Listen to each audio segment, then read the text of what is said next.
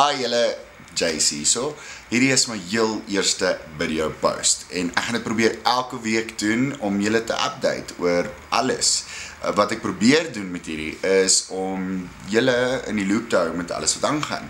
So die nuutste op die flanke, die nuutste gebeurtenis in die hele entertainment industrie en alles wat ek ook aanvang. En op die oomblik is ek besig in Pretoria Staatstheater met Esther rehearsals, Esther die musical, en dit begin die 6de September en ek sien nogal uit daarna.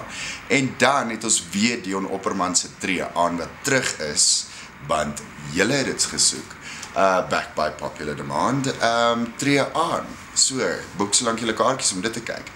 Dan is daar 'n paar exciting goed wat opkom, so julle moet asseblief vir my duime vashou, sodat ek hierdie paar projekkies kan laat develop en groei, en so kan ons meer van mekaar ook sien.